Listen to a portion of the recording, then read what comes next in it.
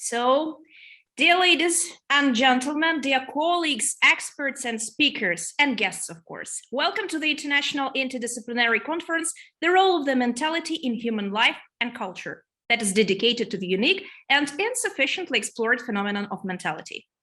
So the significance of mentality today in human activity, as well as its role in all spheres of individual life, society, and culture, is unquestionable. Mentality, as a scholarly subject, intersects a massive range of disciplines: intercultural studies, philosophy, psychology, history, myth and folklore studies, anthropology, criminology, as well as studies related to business, management, marketing. Therefore, this conference brings together scientists, experts, researchers, and journalists from very different fields of science and practice who have studied mentality, its role, manifestation, and influence upon various aspects of our lives. I am sincerely honored and pleased to welcome everybody to the second online panel of the International Conference arranged by the European Academy of Sciences of Ukraine. I am Iryna Lopatiuk, and I am glad to be your moderator today. So the key discussion points of the current online session are as follows. The first question: how does mentality influence social standing? And the second one, the basic research category of depth psychology, inferiority, due to the existence of a mentality. And now, please, let me introduce our speakers right in the way they are given the floor. So our first guest and speaker is Dr. Oleg Maltsev from Ukraine, who is a world-renowned European scholar, head of the Memory Institute named after Grigory Popov, author of exceptional scholarly works in criminology, psychology, and philosophy. He is a Presidium member and academician of the European Academy of Sciences of Ukraine. Dr. Maltsev is the head of the Expeditionary Corps, the prime department of the Memory Institute, which has been conducting field research worldwide for more than 8 years to explore how different nations and rulers attained power throughout history. We're glad to have you here together with us. Our next speaker is Professor Maxim Lepskiy, Ukraine, Doctor of Philosophy, Professor of the Chair of Sociology, Department of Sociology and Administration, Zaporizhzhia National University. He is the head of Research Board in Social Forecasting, Sociological Association of Ukraine, as well as academician of the European Academy of Sciences of Ukraine. We are pleased to greet you, Professor Lepskiy. Our next speaker and guest and expert is Dr. Kent Ono, USA, who is a professor in the Department of Communication at the University of Utah. Professor Ono conducts critical and theoretical research of print, film, and television media, specifically focusing on representations of race, gender, sexuality, class, and nation. He is the president of the National Communication Association. He has authored Contemporary Media Culture and the Remnants of a Colonial Past.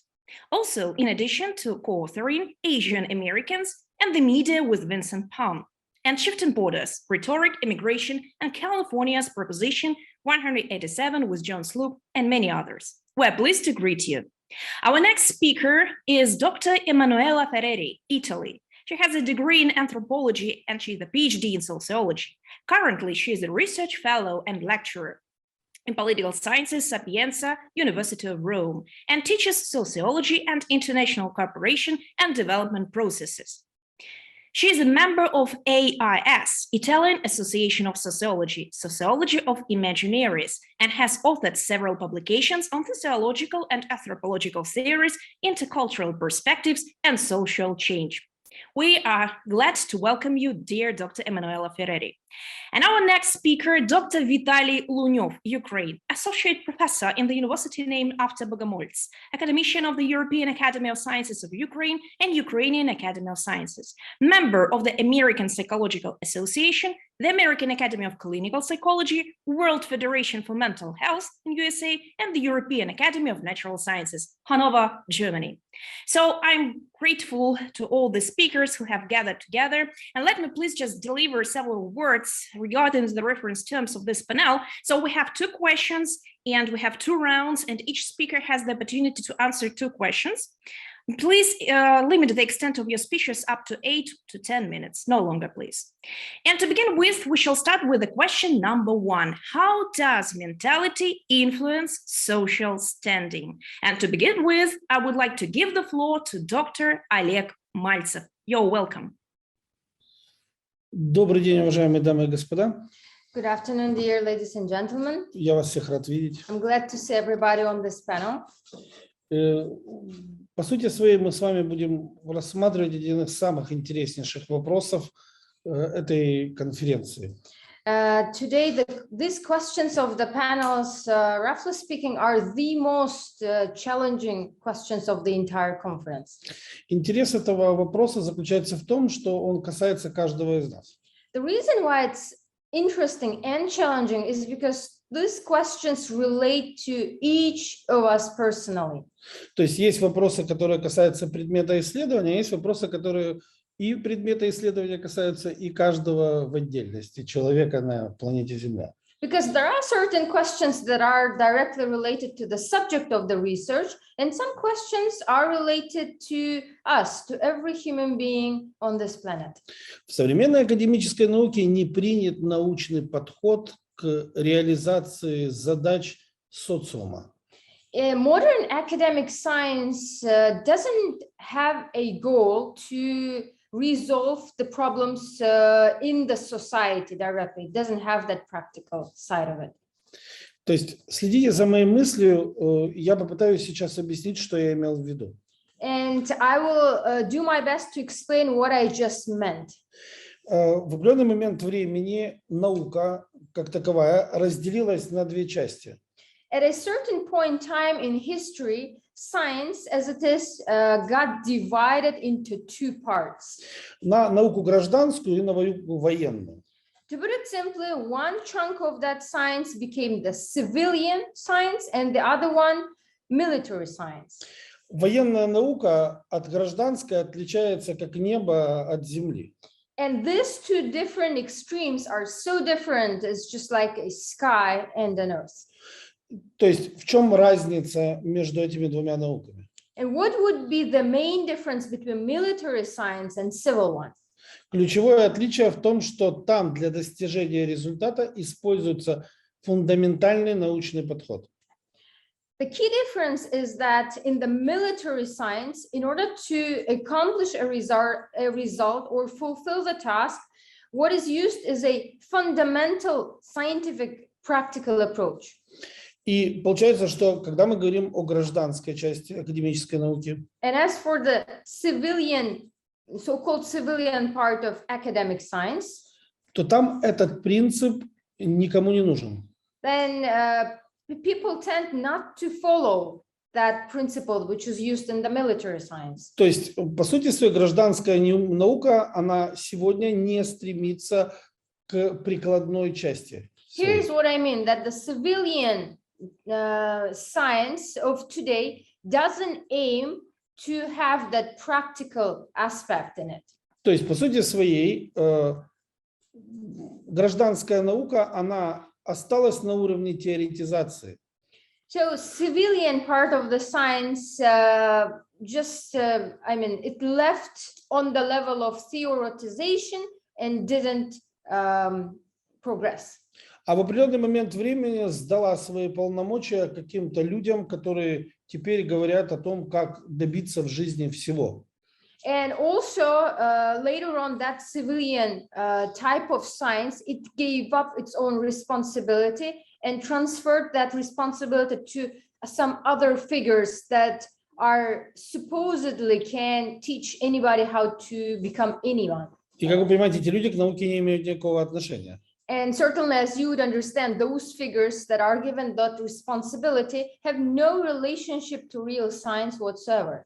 То есть и по сути своей эти люди, они просто высказывают свое мнение или чужое мнение. And they end up just expressing their own opinion or somebody else's opinion. И ничего научного в том, что они говорят, нет. And there is nothing scientific in what they say.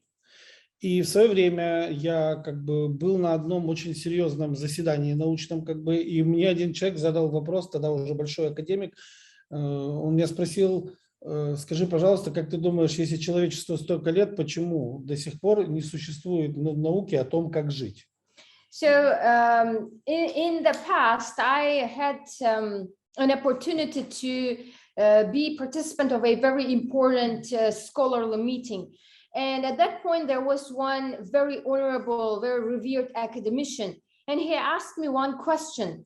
How do you think, why on earth, despite the fact that humanity has been existing for centuries and centuries, why do we still do not have a science that would allow us to live better?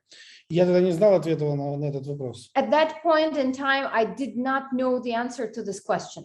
Я был молодым ученым, и как бы меня такие мелочи тогда не забавляли совершенно. I was a very young scholar at that point of time, and question as such that was asked to me by academicians were no interest to me. Теперь я знаю ответ на этот вопрос. However, today, at this point, I do know the answer to that question. Так вот, по сути своей, мы имеем дело с неконтролируемым процессом возникновения статуса в обществе у человека. The current state of affairs is as follows, that we have a non-controlled manner of how people acquire a certain status in the society. То есть, по сути своей, как психологи говорят о бессознательном, вот по сути своей таким же образом бессознательно у человека возникает статус в обществе. So when psychologists speak about the unconscious part of a human being, almost the same applies figuratively to the way people acquire a certain status in today's society. А что же является двигателем вот этого бессознательного возникновения статуса? And you might wonder, what is the main drive of that unconscious acquisition of the status? Тот же самый бессознательный менталитет. То, о чем мы вчера говорили на панели. And the answer is what we have actually spoken about on yesterday's panel, is unconscious mentality of people.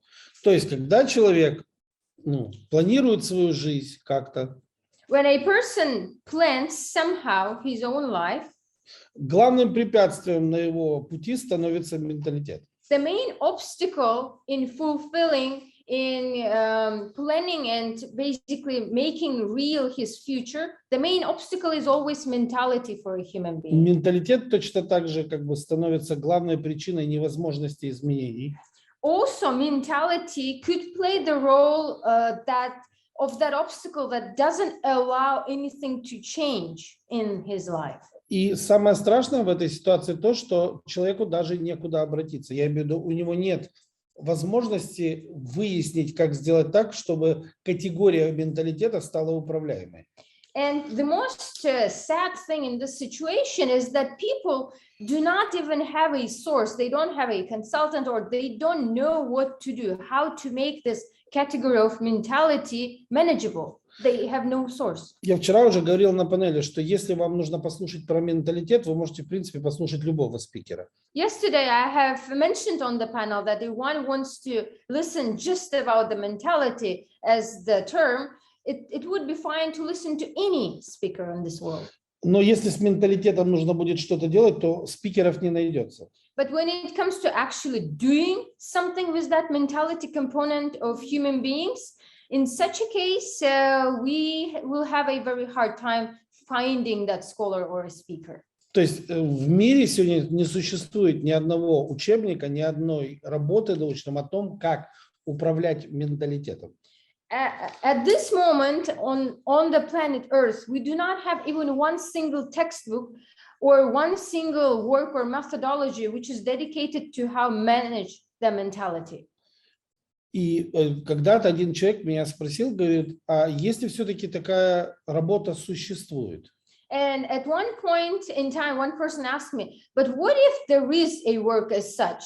Значит, тогда принадлежит сфере военной науки. And the answer that I have, that even if there is a textbook as such, that would mean that it would belong to the military field. То есть иначе бы академическая современная наука ограничилась бы теоретизацией, то есть рассуждением на тему менталитета. Because a modern academic, like civilian science, it would have limited itself only to theoretical part of mentality.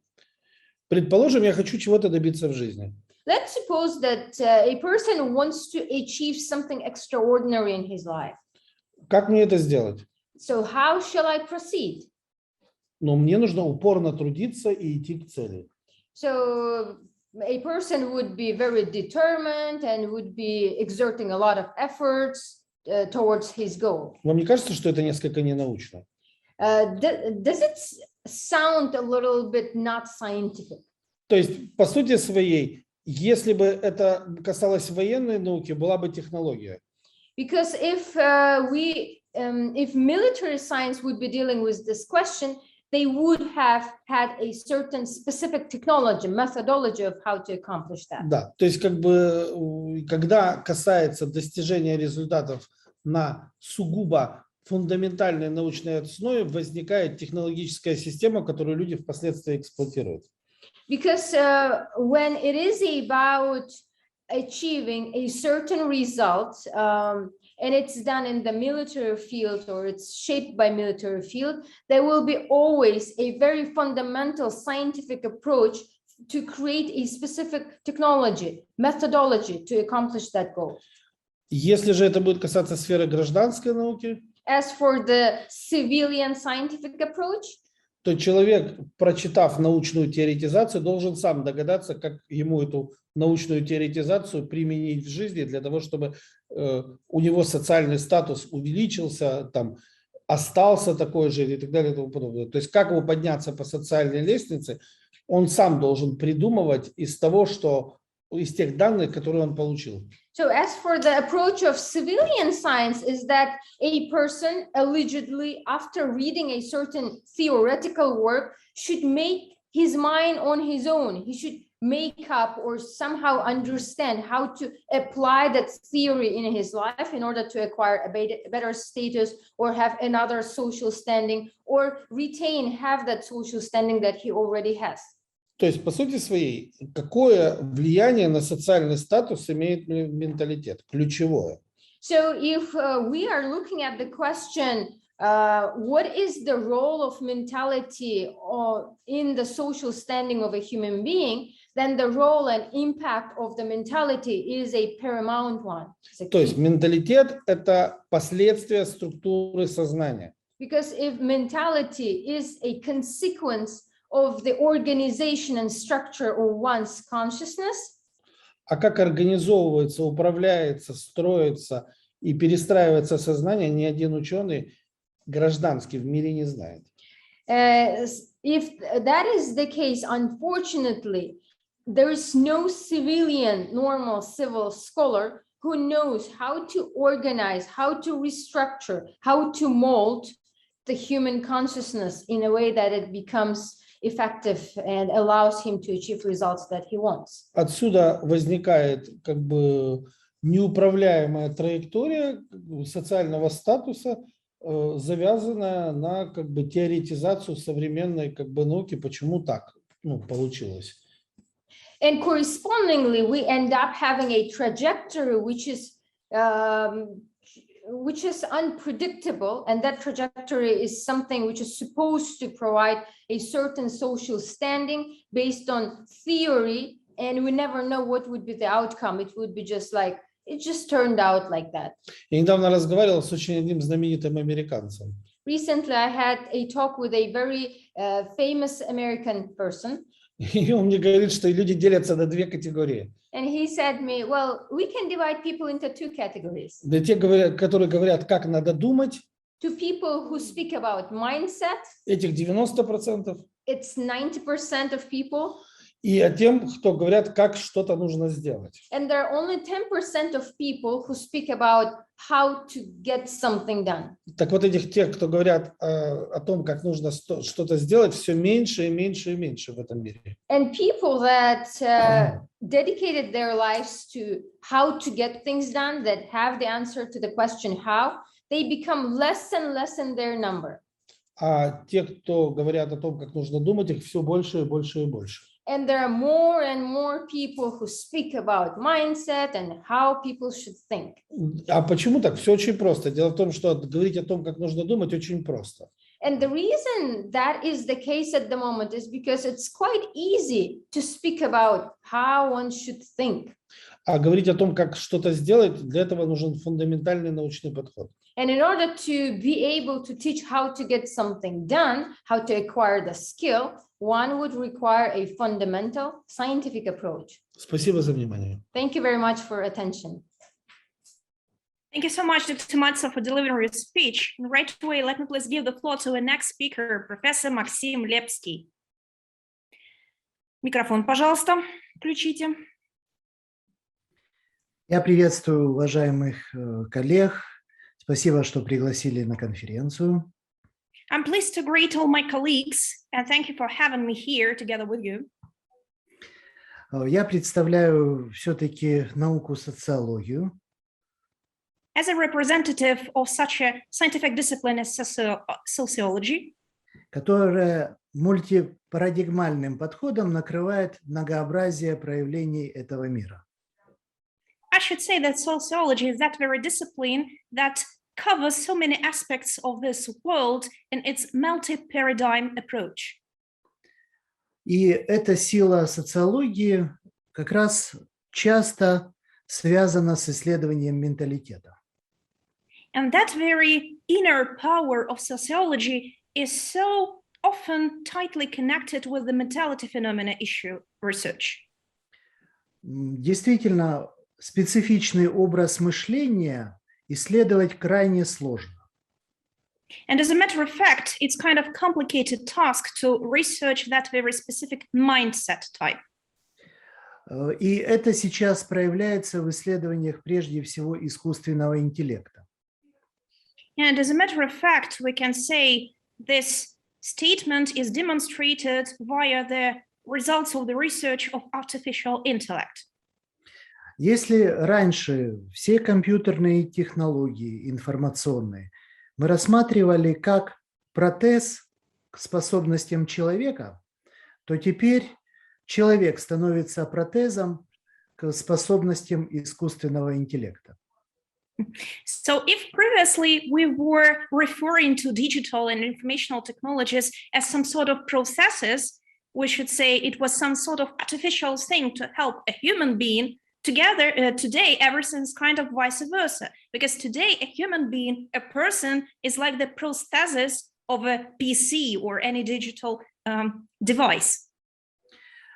Единственное, в чем человек никогда не станет протезом, это его образ мышления. And the only one thing that actually the person cannot become a prosthesis of is that very sort of mindset, his type of thinking. И все, кто исследует сейчас искусственный интеллект, сталкиваются с тем, что машина может дифференцировать, разбивать по разным составляющим людей, а вот делать что-то общее и обобщать не способна.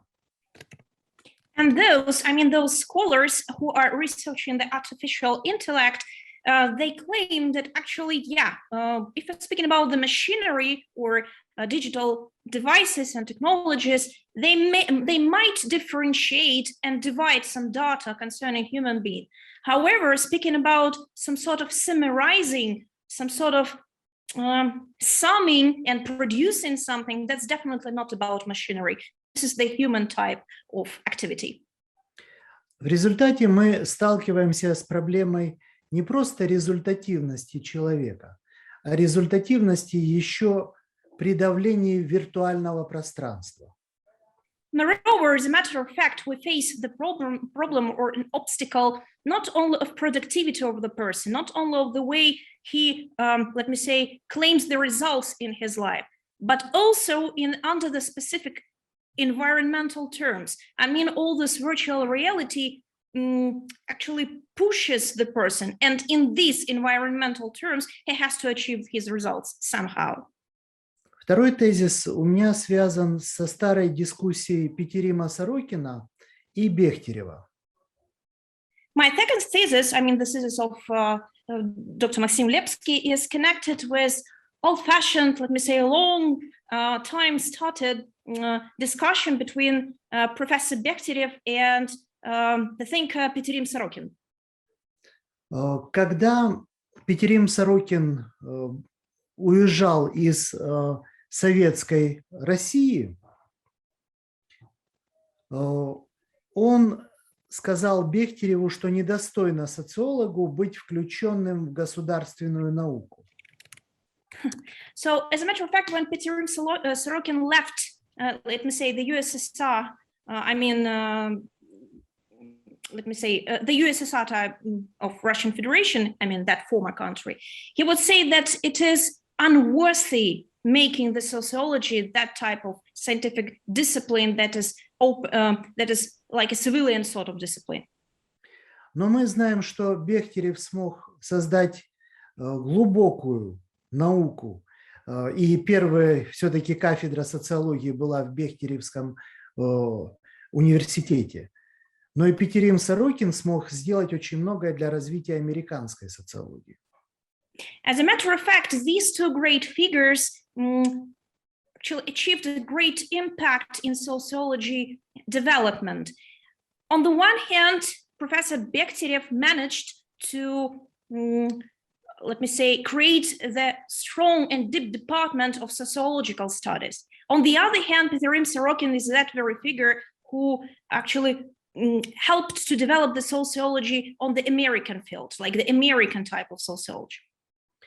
И здесь возникает вопрос о менталитете человека, находящегося в условиях изменения общества. And this is actually an example that helps us to see how we face that very mentality issue or problem via the changes that take place in the society. Но высокий уровень подготовки интеллектуальной идей мыслительного процесса позволяют добиться успеха при выборе и первого, и второго пути. Moreover, if we are speaking about a human being who is characterized by a high level of IQ or intellect of his education, we should say that this type of person could achieve many results following any of these two ways.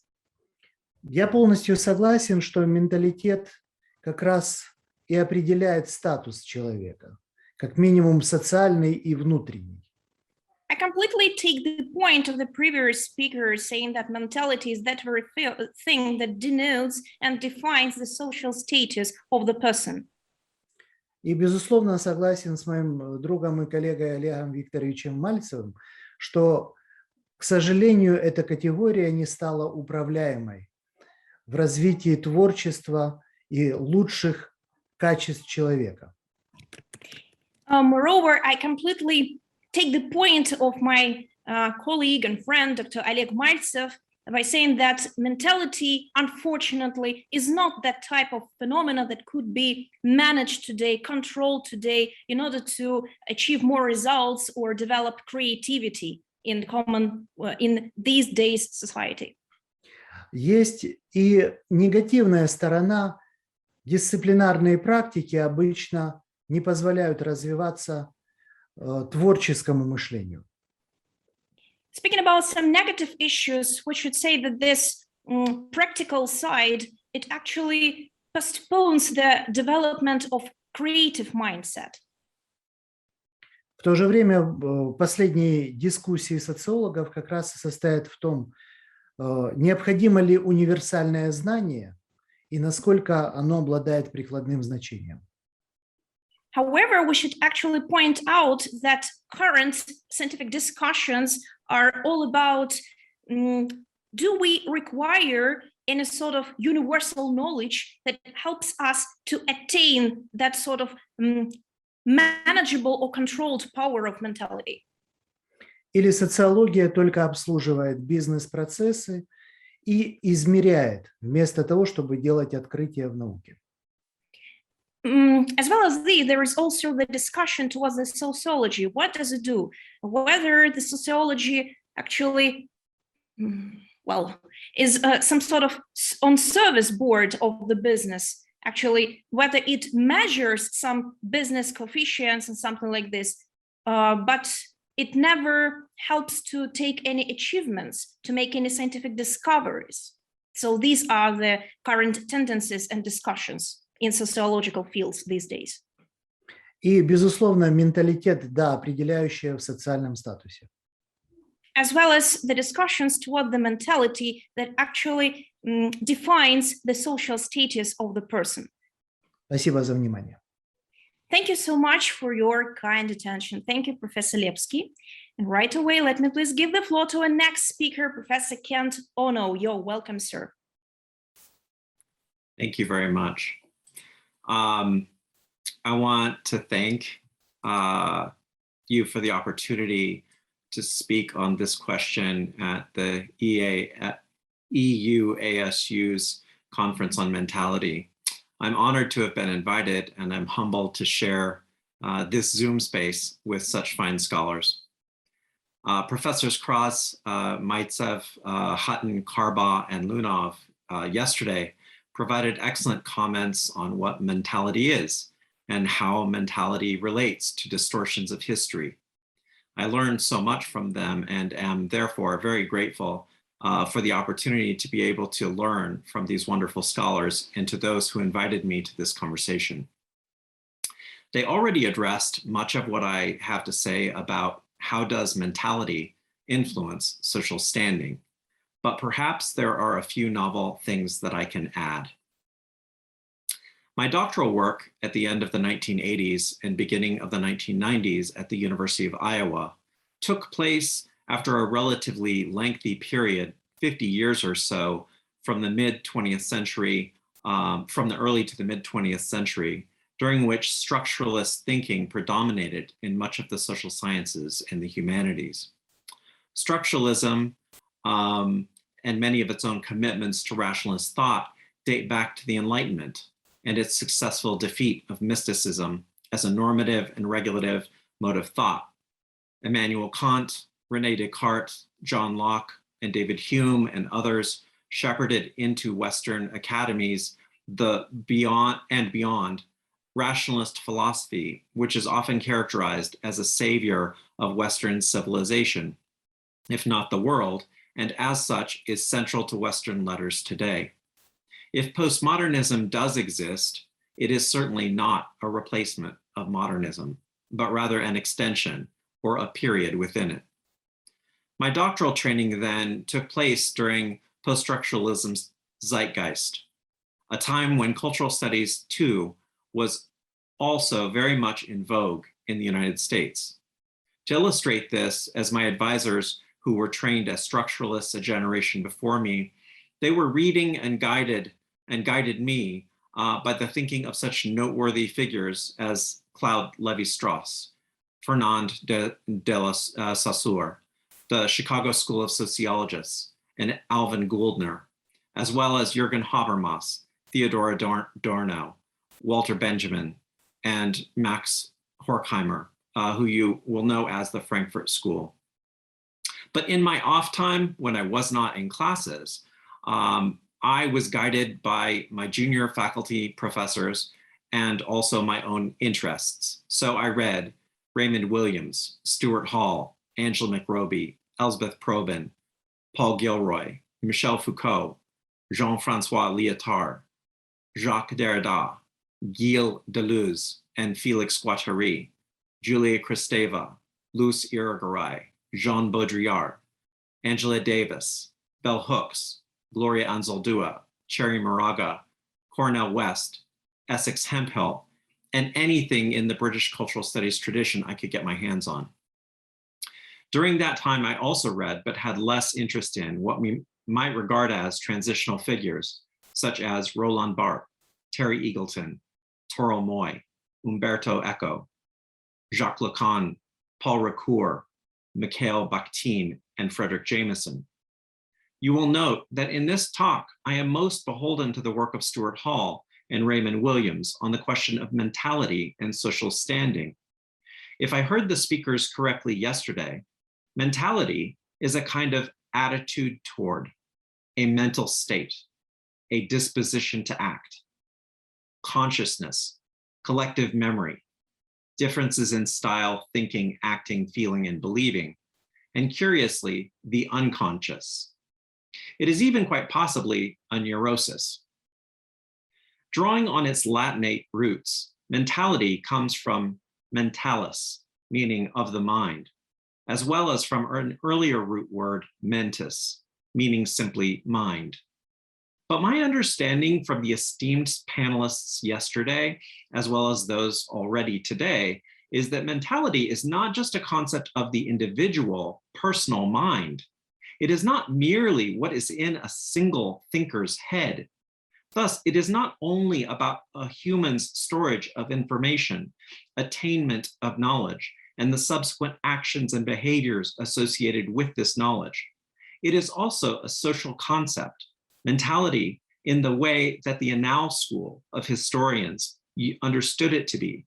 That is, a civilization's way of acting, and perhaps more important for this conference, Norbert Elias's notion of a civilizing habitus, or the compilation of social influences that factor into individual subjects' thinking, believing, and acting that extends to social groups and across social groups.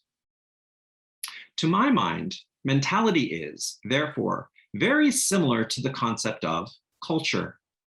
And if it is not synonymous with culture, then it is certainly cultural. Thinking of mentality in terms of culture helps me to explain mentality's relationship to social standing. For example, Raymond Williams' 1958 Culture as Ordinary essay defined culture as economically class-based. So for example, he considered culture based on a subject's proximal relationship to economic, cultural, and intellectual power centers. In defining culture as ordinary, he was able to indicate the way that British cultural elitism had over time defined culture as special, fine, elite, and anything but ordinary. Thus, for him, culture was, quote, a particular way of life, whether of a people, a period, a group, or humanity in general, the works and practices of intellectual and especially artistic activity, end quote. Williams flattened or generalized the concept of culture. Everyone had culture. Youth had culture. Poor people had culture. Women had culture. Culture was not just operas, ballets, music recitals, pictures hung up in art galleries, and refined works of fiction in the British tradition. It was what people did, what they said, what they made, and how they acted. It was, as Williams said, the elements in a whole way of life. Williams was fascinated with changes in social standing based on what we are calling mentality. An assumption he and his colleagues at the Center for Contemporary Cultural Studies made was that social standing would not change without a change in culture. We all know that a traditional act of a new ruler after a regime change is to topple that prior leader's public statues, their art, and sometimes their buildings, if deemed representative of the prior regime's ideology. Williams concentrated on more incremental social changes, ones that are sometimes harder to detect, but that subtly shift the culture, implying or reflecting a kind of social attitude toward members with less social standing. In his essay, Dominant, Emergent, and Residual, Williams suggested that it is not so easy to change society's reigning habitus. For once an emergent, resistant, contesting, and alternative way of culture, once it begins to be incorporated, it becomes dominant, naturalized, taken for granted, and therefore part of the ruling ideology. Still, remnants or residues from the traditional cultural past continue to announce themselves. Thus, they may never be fully erased, even if there is a notable and recognizable shift in culture. Stuart Hall's work built on Williams in a crucial way. Much of what Hall emphasized was that British society addressed immigrants and the shift in traditional British culture. So many immigrants were coming into Britain at the time, and it changed what Britishness meant. He saw Margaret Thatcher's government as engaged in a kind of cultural backlash, a doubling down of traditional culture, an attempt to maintain ruling white elite control of British government and culture. Thus, he talked both about the way British society attempted to address the emergence of Black life in Britain, labeling Black people generally as muggers, and using British media to promulgate this belief, hence trying to maintain the immigrant social standing through reactionary and political processes. Now, I just want to mention, as I close, three aspects of my own work that relate to Williams and Hall's scholarship. I see my work as building on theirs in understanding mentality and social standing. First, with Antonio de la Garza, we think of immigration in terms of nativism and immigrants and the way that mentality helps structure social standing. So when immigrants come into a country, they bring with them culture, and they're expected to adapt and to get along with the dominant culture's ideals and beliefs. But at the same time, we don't tend to think about the fact that people who live in a country already also need to change. But what we see worldwide are nativist beliefs standing strong against immigration, trying to reimpose traditional and historical ways of being and acting, trying to reinforce that culture, hence positioning immigrants as less than, as having less social standing. Second, in my work on neocolonialism, I demonstrate how the remnants of an earlier colonial mentality help sustain outdated and wrong-headed ideas about contemporary mentality as an often inadvertent and unwitting process of cultural preservation. So what I'm saying here is, even after colonization has occurred, there are still exemplars from the previous era, from that historical past. And finally, I'm currently interested in epistemologies and how a lack of attention to alternative epistemologies means we necessarily, and without realizing it, maintain social standing for those who have and bring alternative mentalities to the table. So we're constantly in the process of re-solidifying what we think already and being much less interested and open to studying new ways of thinking and adapting to them. Thank you very much. Thank you. Thank you, Professor. Thank you, Dr. Ono, for delivering your speech, for sharing your ideas and viewpoints. And right away, let me please give the floor to the next speaker from Italy, Dr. Emanuela Ferreri. You're welcome. Thank you, Iryna. Thank you, everyone, for this very interesting interdisciplinary dialogues and conference. So let me say first that mentality is a double phenomenon, and double without an ontological prejudice between concrete and abstract, material and non-material, social experience and cultural thoughts. It is cultural because it is social, and it is social because it is cultural. This is the socio-anthropological heart of the problems and the matter in itself for us. Certainly, I affirm that mentality can influence social standing of single individuals and social groups as a whole. But how it is possible? It is a matter strongly and deeply connected to the intensive and transversal conditioning that collective culture operates within collective life.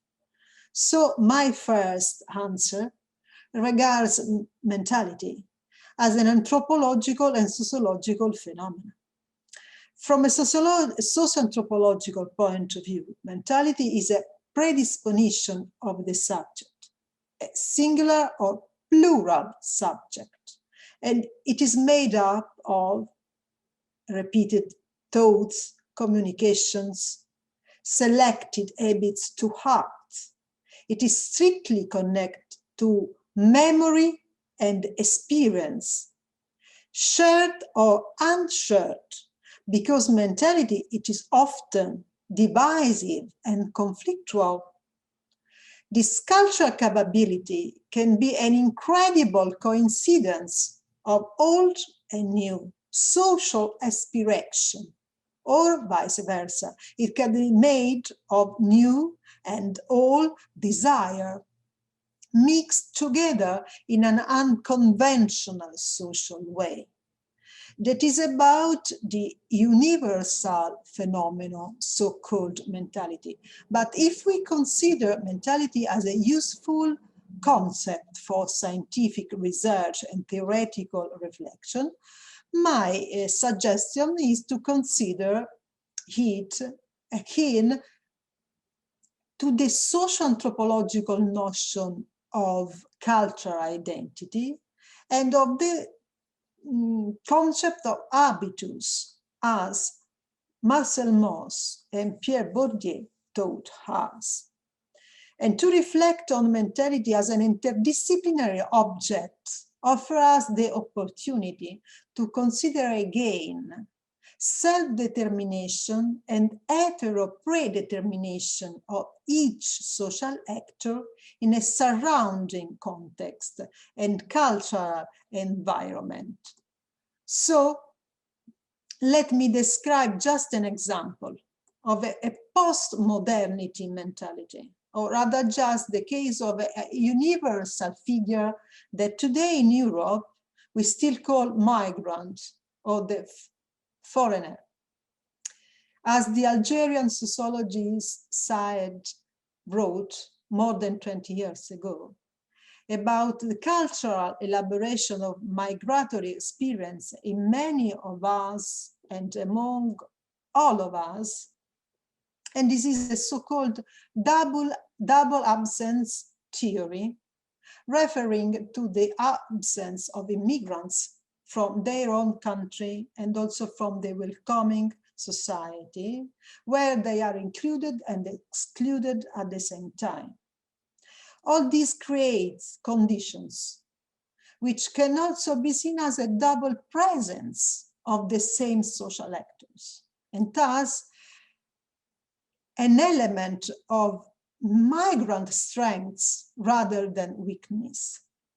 In this way, the analytical perspective is reversed, and the cultural imagination continues, a social process among us, a social process of cultural transformation of the current experience in society. So therefore, a new resident, always named the other, is at once and at the same time an immigrant forced to compare himself with culture, customs, economic, social structure of the destination context, and an emigrant who carries cultural and social legacy of his countries of origin.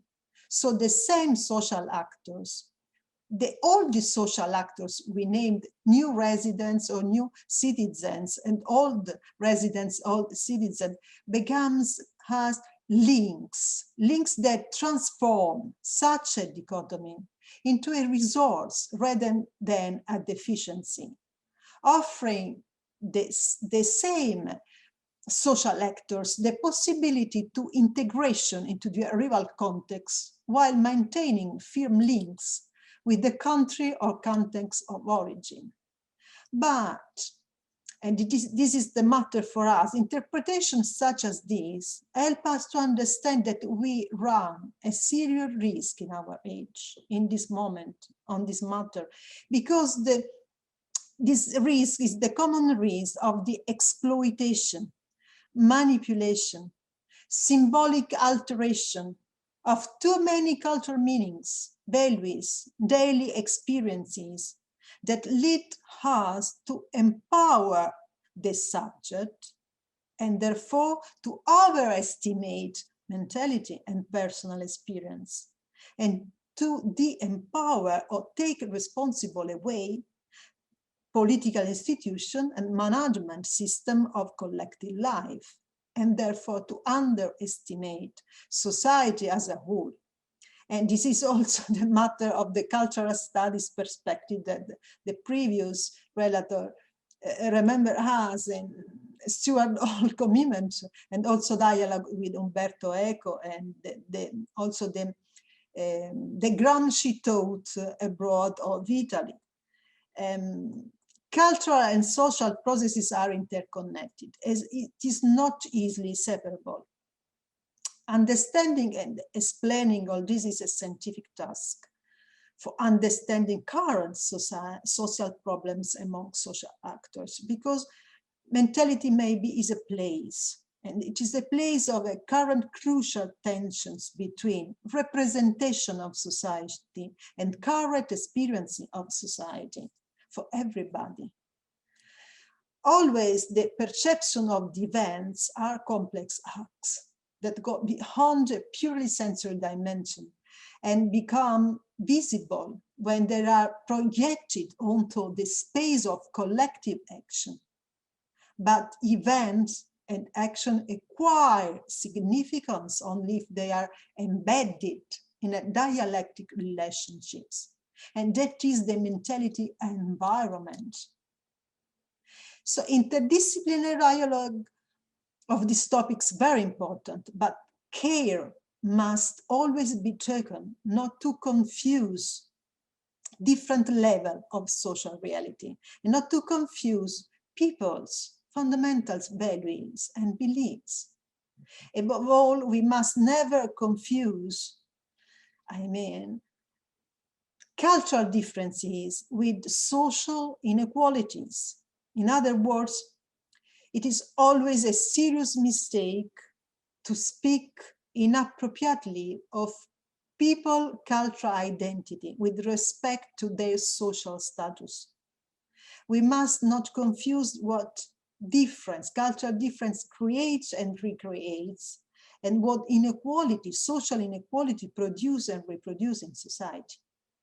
And if we are interested in understanding how relations are established in society between cultural heterogeneity of people and structural homologation of social systems, the two phases of the same globalization process, then we can consider that each social actor we observe is the owner of symbolic and cultural capital and concrete, limited experiences. So heritage built through social and cultural practice and experience within the space of symbolic and concrete current relational interaction.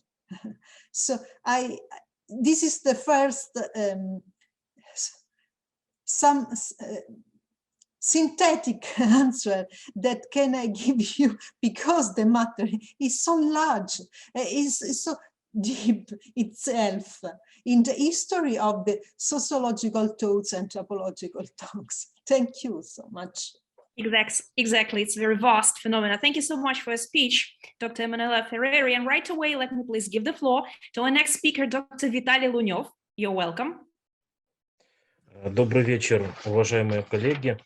Благодарю за данное мне слово, и я бы хотел выразить признательность Европейской академии наук в Украине, которая организовала столь значимое для научного сообщества мероприятие. Good evening, dear colleagues, and thank you very much for giving me the floor. And I want to say thank you to European Academy of Sciences of Ukraine for organization such event as this conference. Говоря о проблеме социального статуса и о его связи с менталитетом, я бы хотел рассмотреть это в поле понятия социальной стратификации. Speaking about the problems of social status and its reference to mentality, I would like to focus on the concept of social stratification. Как мы понимаем, социальная стратификация – это, собственно, то, что обеспечивает возможность появления социального статуса. Вот она уже изначально допускает и утверждает неравенство. First of all, when we speak about social stratification, we understand that this is a social, this is when we divide the society into special categories, and social stratification initially admits and affirms an inequality of the society. И, собственно, стратификационные критерии – это практически всегда показатели социального статуса. And when we speak about the criteria of stratification, this is always about the social status. Поэтому, собственно, есть такое, скажем так, неосознаваемое ожидание общности о том, что в группе людей почему-то должны появиться классы, лидеры, оппозиционеры. Это то, о чем я говорил вчера, что человек должен согласиться на какой-либо сценарий или на какой-либо невроз. We can even say that it is some kind of unconscious expectation that in any community there should appear classes, castes, groups, and leaders and opponents. And this is what I was mentioned in yesterday's panel, that in clinical terms, the subject must agree to some kind of neurosis or scenario. И поэтому мы можем говорить о том, что если существует какой-либо социальный институт или социальная стратификация, то это неизбежная необходимость поддержания гомеостаза в обществе. Это неизбежное, а значит, оно представлено в менталитете. We can even say that certainly any social institution stratification that exists must to maintain the homeostasis of society, and it is connected with mentality. Мы знаем много экспериментов, которые повлияли на социальную психологию. В частности, это 9 экспериментов, поставленных на крысах, по поводу иерархии общества, его структурирования. И вот один из известных экспериментов доктора Дезера, в котором помещенные в одну среду крысы вдруг спустя совершенно малое время разделились на генералов, тех, которым приносили еду, на лейтенантов, так их назвал автор, те, которые носили еду, на тех, у кого эту еду отбирали. Появилась группа как бы автономных или независимых, и появилась группа попрошаек. Вот по сути своей мы видим нечто ментальное. We can even remember the very famous experiments with the rats, the experiment of the Dr. Desor about hierarchy of society and the structure. When he had rats that in some point they divided on different groups, and there were generals to whom they brought food. There were lieutenants who took the food away from the other rats. And all of this created a certain class of independent rats and a class of beggars that were asking for food. И поэтому мы неизбежно сталкиваемся с тем, что сама идея коллективного ментального или менталитета, она предполагает социальные статусы. Therefore, any community is always characterized by a common mentality, which means that we have social statuses and we expect them. Я сейчас вспомнил несколько экспедиций экспедиционного корпуса с Олегом Викторовичем, когда мы посещали в Западной Европе ряд таких фамильных храмов, некоторые из которых можно назвать пиратскими храмами, которые позднее были катализированы. Так вот, интересна сама структура того, что алтарь, иконостас, те сюжеты, которые в храме в фресках или иконах расписаны, они очень часто вообще не библейского содержания и не имеют такого библейского как такового, которое, по идее, должны были иметь. И более того, мы заметили, что в этом перечне нет случайных святых. And when I remember all our expeditions with Dr. Oleg Maltsev to Europe, we had seen many family temples. Some of them were even pirate temples, which were later Catholicized.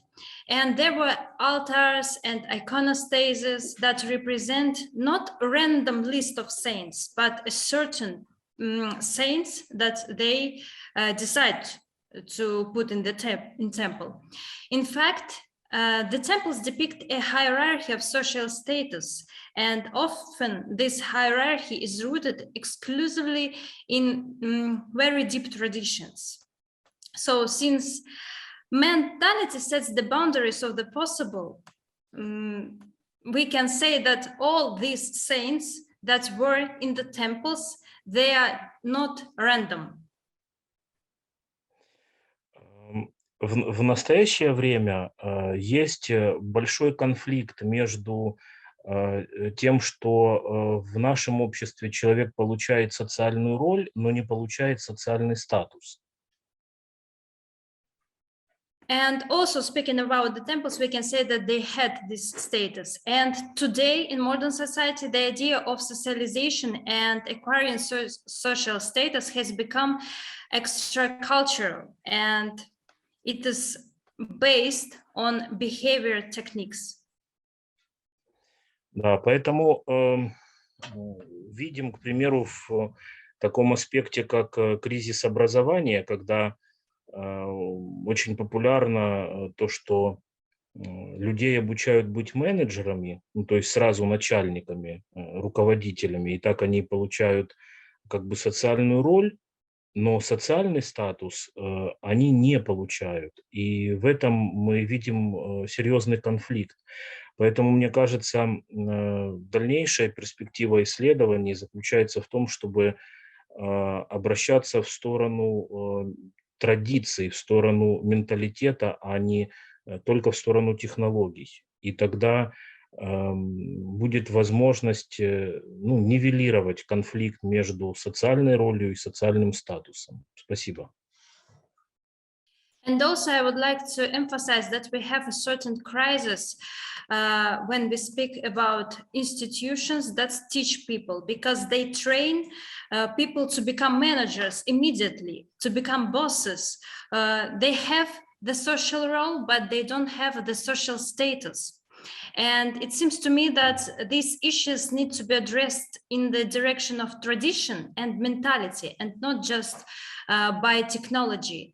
And in this case, we can to put away this conflict that they have the social role, but they do not have a social status. Thank you very much for your attention. Dr. Luniov, thank you all the speakers. So it's high time we switched our attention towards the second question for this discussion panel. So the second question is the basic research category of depth psychology, inferiority, due to the existence of a mentality. And I would like to give the floor to the next speaker, Dr. Oleg Maltsev. You're welcome. Еще раз рад вас всех приветствовать. Спасибо, что дали слово. Once again, thank you for giving me the floor. И я хотел бы начать с того, что хотел бы у наших зрителей попросить прощения, что мы просто говорим и не предъявляем доказательств. And I would like to once again apologize to our viewers that we as speakers on this panel, we do speak, we make claims, and we are not providing any evidence or proof right away. И вы должны как бы нас понять, потому что у нас всего 10 минут, и мы как бы не можем просто вам иллюстрировать каждое слово доказательства. And I do hope that people do understand that we all speakers have very limited time on this panel, and it's just not possible to illustrate every statement with the evidence. Потому что наука – это все-таки вещь, которая требует бесспорных доказательств. And we do totally understand and support that science is something which requires univocal, uncompromising evidence to what is being said. Приступаем к ответу на вопрос. And coming to the answer to the question. Я вот думал, как вам лучше ответить на этот вопрос. I've been contemplating on what would be the best way to address this question. И, наверное, самый лучший ответ на вопрос – это начать с примера. And I think the best way would be start from an example. И все знают мой научный интерес к югу Италии. My colleagues do know my scientific research interest towards the southern part of Italy. И я там работаю уже 8 лет. And I've been working in the southern Italy for 8 years by now. И это происходит раз в 2 месяца. And it happens at least once in 2 months. И каждый раз с Мюнхена, с Германии, я еду через всю Италию специально на машине в Палермо. And every time, starting from Munich, I do drive to southern Italy, starting from Palermo, on purpose on the car. So I pass through the entire Italy. То есть я специально не летаю самолетом, я хочу посмотреть на всю Италию. I do not want to take a plane for this purpose because I want to see and experience the Italy across. И вообще, когда это касается Италии, я стараюсь все время ездить на автомобиле. And when it comes to Italy in general, my preference is always a car. И то, что у меня больше 10 экспедиций на юг Италии научных, как бы об этом все, кто меня знают, как бы они их уже не считают. And there were at least 10 scientific expeditions to southern Italy, and people who do know me closely, they stop even counting the number of times we made the field research there. И, как вы понимаете, в общем-то, 8 лет это много. And 8 years, I mean, it's quite a lot of years of field research. И по сути своей я настолько погрузился в менталитет юга Италии, And I have immersed myself so much to the mentality of southern Italy. и вот в один прекрасный день я как бы возвращался с Палермо в Мюнхен. And in one of the days, I was making my trip from Palermo back to Munich. И возле Рима остановился на заправке. And I stopped during the station where you put the fuel into your car, just nearby the Rome. И мне первый раз сказали, чтобы я шел машину сам заправлять. And it was the first time in my life in Italy when I was told that I should go myself and put the fuel in my car. Я очень сильно удивился. And that was a huge surprise to me. Да, но как бы что делать? Ночью пошел, заправил сам машину вместо заправщика. But I had no choice. It was a night time, and I just got out from the car and I did the work instead of the person who is working at the fuel station. И когда, в общем-то, все эти события дальше развивались, в один прекрасный момент я вот начал думать, как бы мне сделать так, чтобы мимо Рима не ехать вообще. And after a sequence of different events, I started contemplating how should I organize my field research in a way that I don't have to cross the Rhone. Да как бы его объехать так вот сбоку, чтобы попасть на юг, не проезжая Рим? So how would I get Подальше. to the southern Italy without touching the Rhone? Просто здесь люди присутствуют, которые там были вместе со мной, как бы поэтому улыбаются и смеются сейчас. On this panel, there are certain people who were together with me in that field research, and now they're smiling and they do understand what I mean. Да, а потом возникла следующая эпопея. Я вот выезжаю и прям своим знакомым говорю, вот сейчас мы выйдем, как Венецию проедем, дальше до Неаполя еды не будет, поэтому приготовьтесь. And when on another trip, when we were leaving again to the Italy, I told my colleagues that now we're departing from Venice, be ready that until the Naples, you won't be able to eat well. Да, то есть как бы и так далее, и это прямо вот в ком превращалось. And there were so many different situations that were tiny and they all made a huge snowball. И, конечно, я себя 10 раз уговаривал, используя научный подход, что как бы в Риме у меня много друзей, как бы они не все такие в Риме, да, то есть как бы, но за 8 лет у меня отношение к Риму сильно сформировалось. And I was doing my best, applying the scientific approach, telling myself that, hey, I have so many friends in Rome. Rome is different. It's not like entire Rome is like this, full of fantastic events. But I couldn't try even better because in the course of 8 years, I have a specific impression of Rome. И в один прекрасный момент я понял, что я Рим терпеть не могу, как город. And at one point of time, I did confess to myself. I said that I really hate Rome as a city. И я, когда ехал в следующий раз в экспедицию в Калабрию, And when I was visiting Calabria in the next expedition, я объехал Рим как можно дальше по левой дороге, как бы. So I took the extreme left road in order to be as far away from Rome as possible. Ну, то есть Рима нет проблемы. No Rome, no problems. Да, и вот пока я ехал, я думал, как бы, чего для меня Рим стал проблемой. So during that long drive, I was thinking, so why Rome became such a problem for me personally? Я же ученый, а не какой-то там человек, который просто мнение свое имеет. Because I am a scholar, I'm not just a person who is supposed to have an opinion about something. Почему я себя так блаженно чувствую на юге и почему я не люблю Рим? So I kept asking myself a question, why do I feel so great on the southern Italy and I don't feel comfortable in Rome?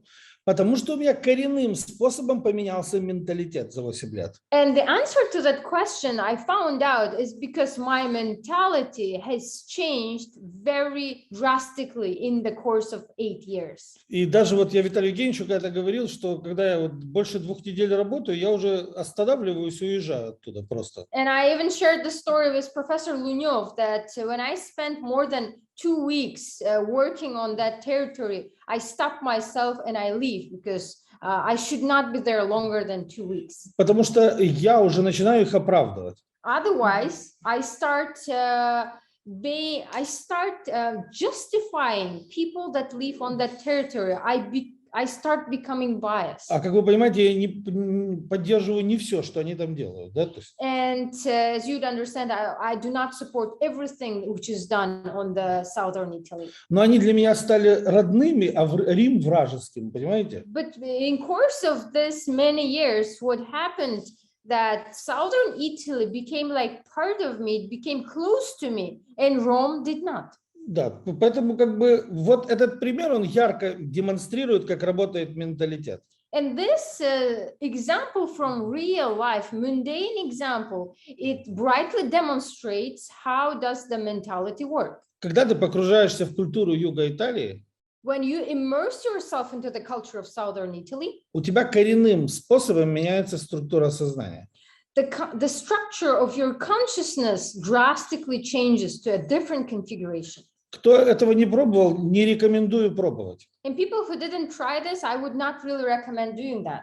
Потому что потеряете всякую объективность. Because it's very easy to lose the objectivity. Поверьте, они умеют как бы хорошо это делать. Because believe me, they do know how to do that with a person, how to make somebody lose the objectivity. Туда бы всех психологов мира на стажировку отправить. It would be a great idea to send the psychologists of this world to have an internship in southern Italy. Они бы их научили, как это делается. They would teach them how to get things done. Так вот, когда мы говорим с вами о ключевой предмете исследования, категории исследовательской глубинной психологии, мы имеем дело с формулой. So when we are speaking about this fundamental category as inferiority in depth psychology, we are dealing with a specific formula.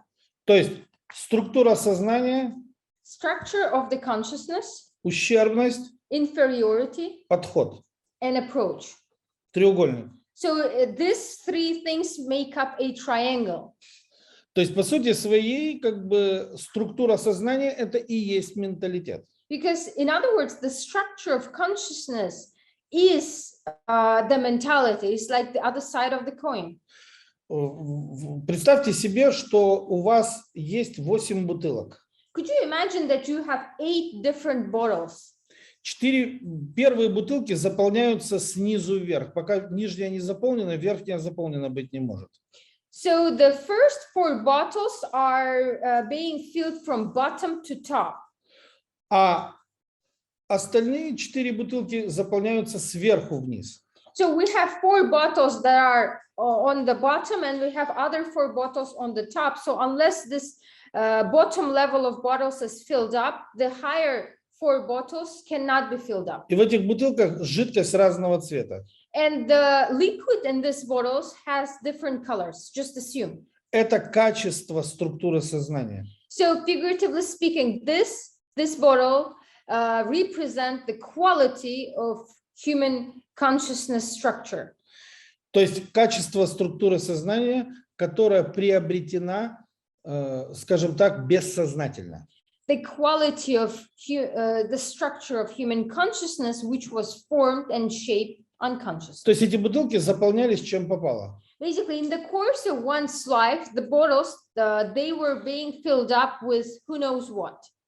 Это и есть как бы ущербность. And that is in inferiority. То есть неуправляемая структура сознания, как бы это и есть ущербность. So one of the definitions of inferiority in simple words is unmanageable, uncontrolled structure of human consciousness. То есть, по сути своей, это и определяет подход к выполнению любой задачи в жизни. And this configuration, which we have, the configuration of our consciousness, it defines the approach that we take to solve any task. Все люди на Земле одинаковые. All human beings in the foundation on this earth are the same, more or less. Все, что их отличает, это менталитет.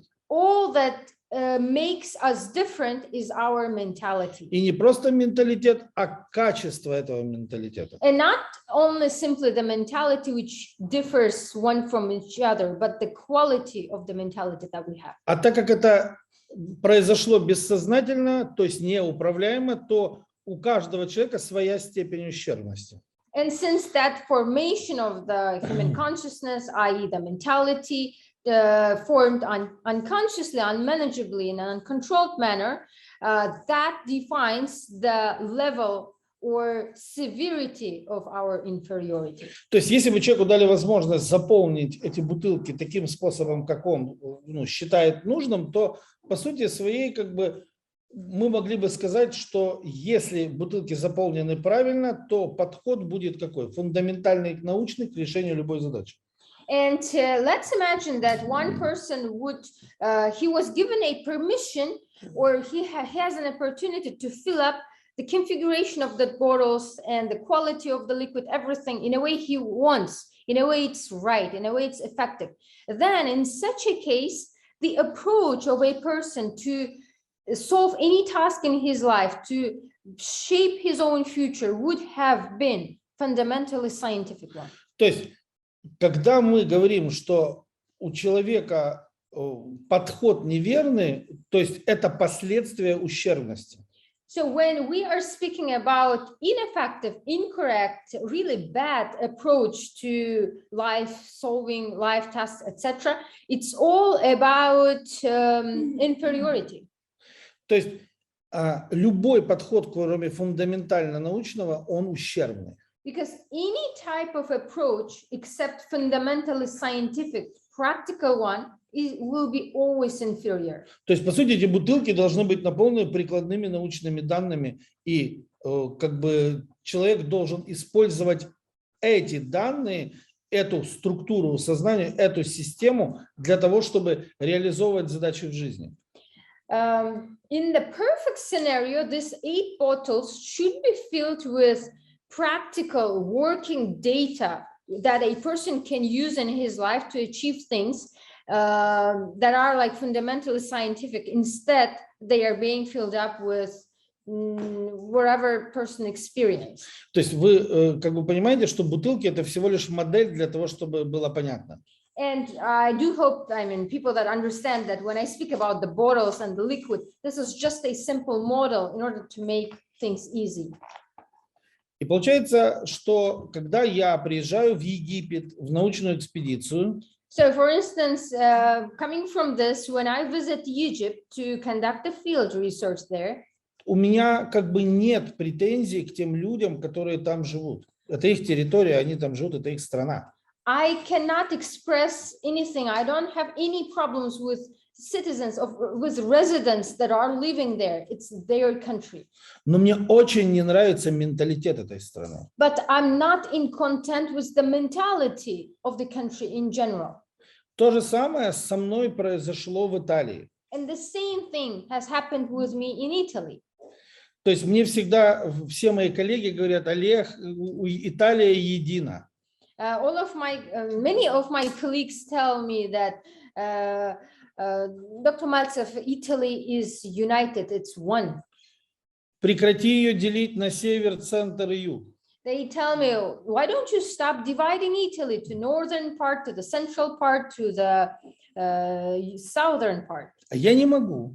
and I cannot do anything but divide it. Потому что север крайне отличается от центра, центр крайне отличается от юга, а юг с севером – это полные противоположности. The reason it is like this because all these three parts, roughly speaking, southern, northern, central part of Italy, are drastically different from each other. Чем они отличаются? And what is different about them? Менталитетом They're different by their mentality.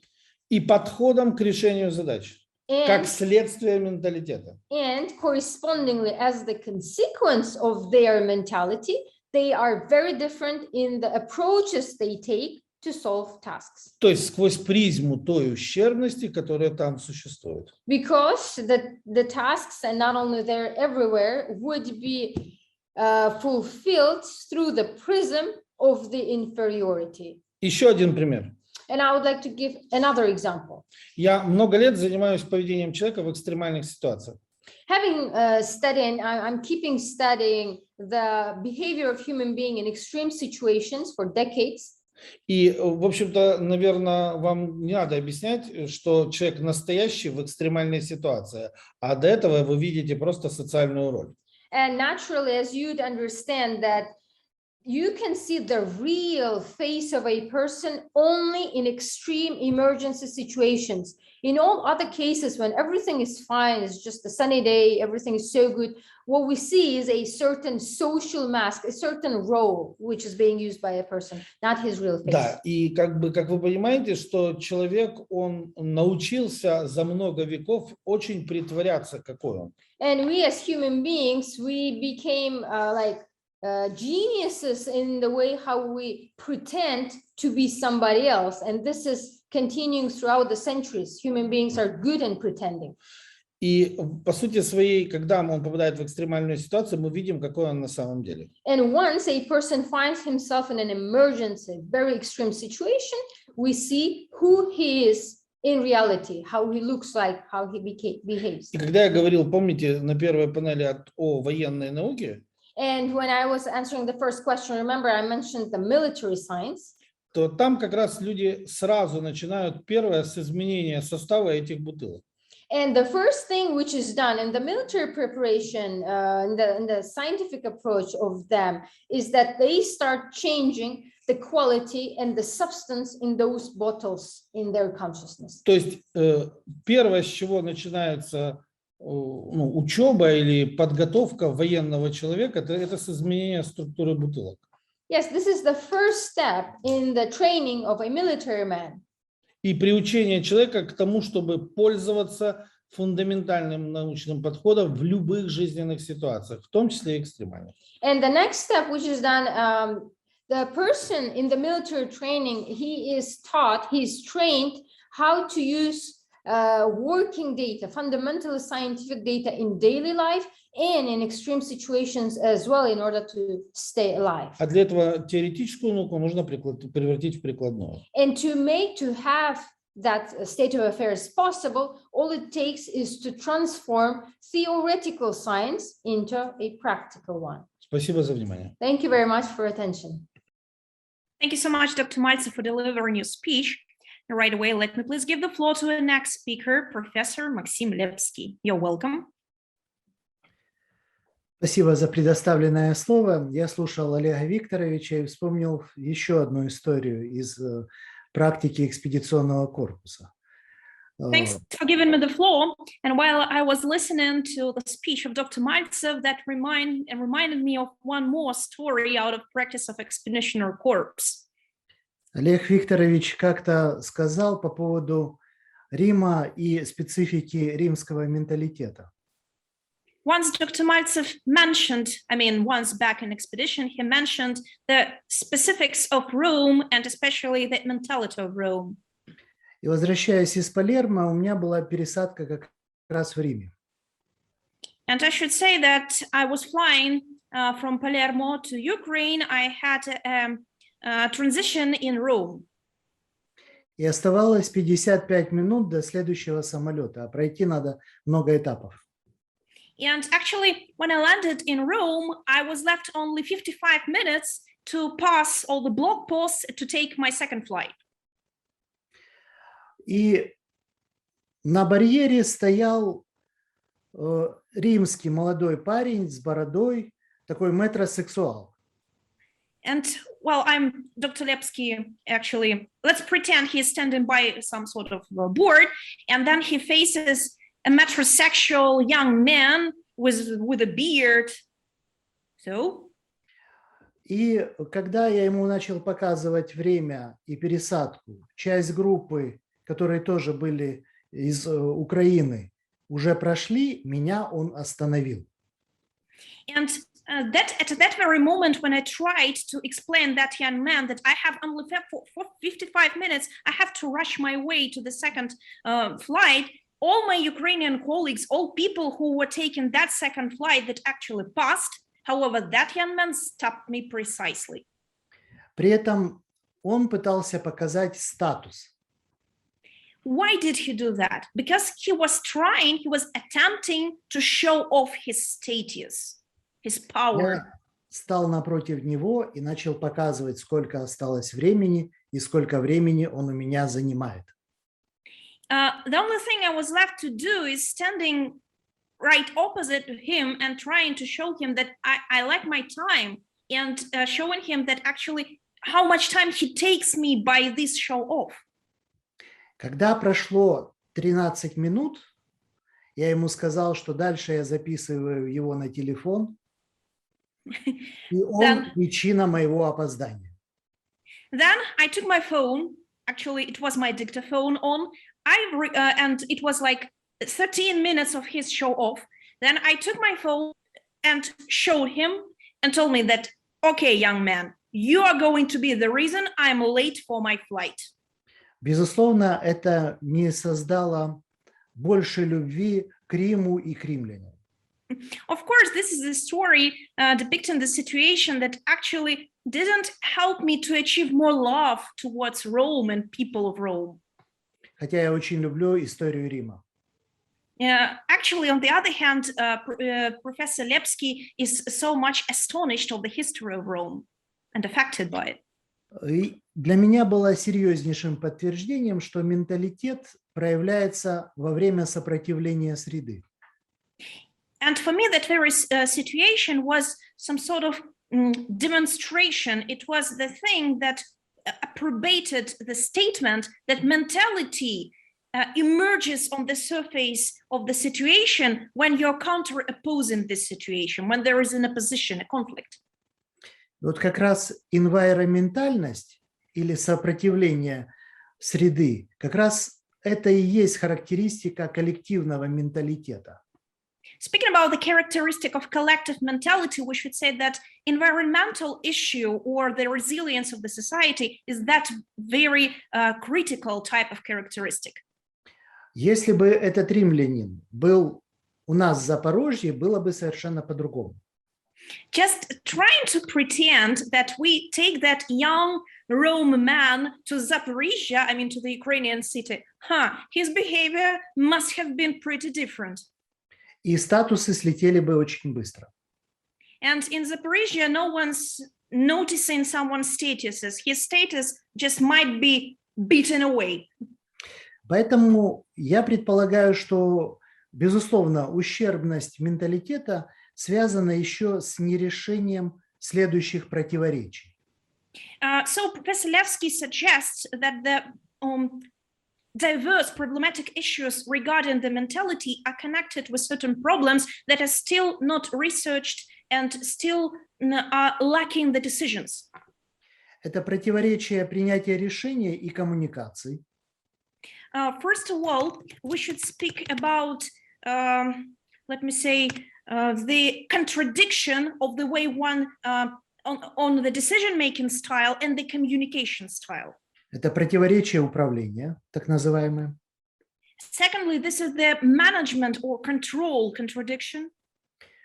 Второе противоречие социокультурного поведения и деятельности. Then there is one more contradiction of social-cultural behavior and the activity of the people. Именно с этим противоречием столкнулась Европа, когда хлынули мигранты. this type of social cultural contradiction emerged right in the moment many people migrated to Europe, to European countries. Которые хотели высокого качества жизни, а социокультурное поведение оставалось прошлое. And those migrants who actually were thriving for the high level of living, high standards of living. However, their personal behavior was not satisfactory to that high level, that was much lower, like the previous, their usual ones. Противоречие реальности и мировоззрения – это противоречие адекватности. There is one more type of contradiction. It's like the contradiction of the reality and the perception of the person of that reality.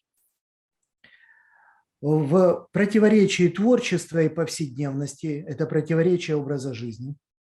There is contradiction of the daily life, like the contradiction between the creativity and the daily routine we are all actually feeling.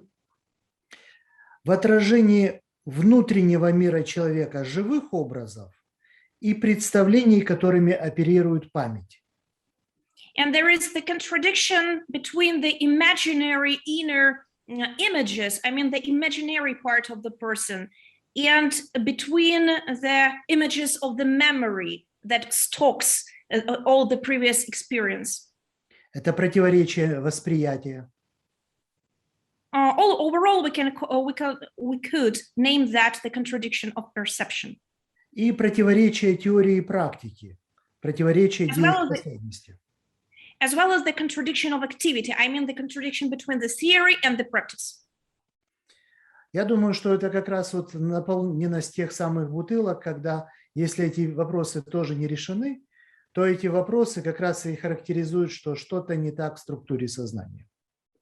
And Professor Lepskiy suggests that these types of contradiction listed, they are corresponding to this model of 8 bottles Dr. Maltsev was mentioning beforehand. These contradictions that are not solved, they are explaining the way of that quality of liquid that's within these bottles. Поэтому для меня категория ущербности – это отклонение не столько от нормы, сколько от меры управления, активности, образа жизни, восприятия и дееспособности личности. So Professor Lepskiy believes that actually inferiority is not like the deviation from some sort of norma. It's also the deviation from the type of measurement, from the type of perception, from the type of realizing one's style, from the type of mindset. Спасибо за внимание. Thank you so much for your kind attention. Thank you so much, Professor Lepskiy, for delivering your speech. And right away, I am glad to give the floor to our next speaker, Professor Ono. You're welcome. Thanks. Okay, I want to say some things about this important question relating to inferiority and mentality.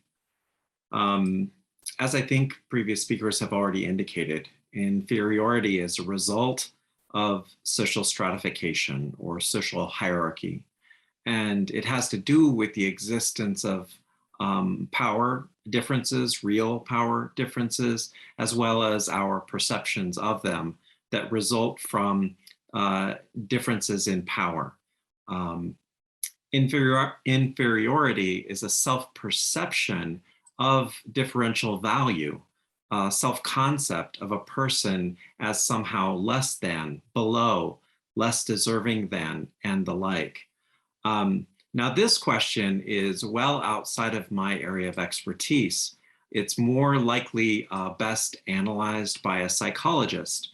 But as with the study of mentality in general, interdisciplinary analysis is helpful to understanding this conceptual problem. So my own approach to the topic of inferiority and mentality comes from my background having theorized race. And my work specifically on immigration, racial discrimination, colonialism, and media representation are directly relevant to the notion of mentality and inferiority, even though this topic has not been well studied so far. So I'm very pleased that the question was asked for this forum. The feelings of disenfranchisement without the opportunity for improving them or remediating them or altering the power differences that produce them is of critical importance to social life and to existence. So as a rhetoric and media scholar, I come at this question of inferiority and mentality from that approach. And so I have three questions that are kind of driving my way of thinking, which I think are questions that would challenge scholars in my discipline and outside of it. What does it mean to see oneself as an absence in discourse and media?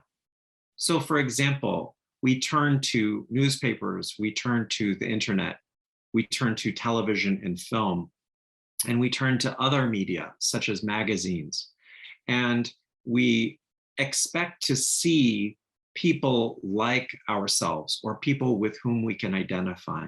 But what does it mean when we look at those media and we don't see ourselves? They are not present.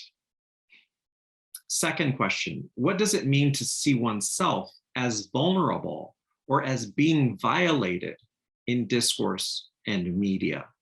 So for example, if we're watching a TV show or we're watching a film and we see someone who looks like us being harmed in some way, being beaten or hurt, or being put down or discriminated against, how is it that then we take that idea and reflect on our own position within the society? What does it tell us about who we are, about how we should be treated or how we are treated? What does it do to our thinking about our own relationship to the society? And finally, what role do media play in helping to understand our role or position within a society?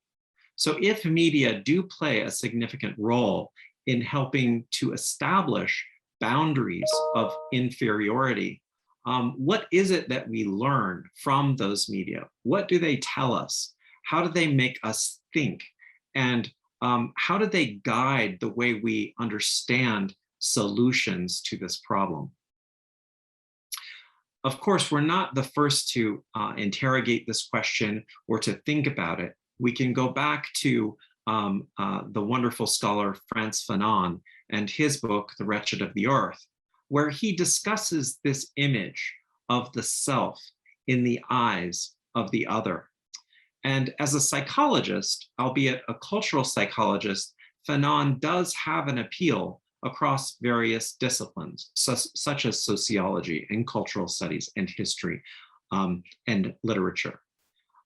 Because Fanon not only understood that people's psyches were being affected by colonialism, but that the psychical processes that were occurring during colonialism were deeply felt and very long lasting and had particularities that made them appear as normal.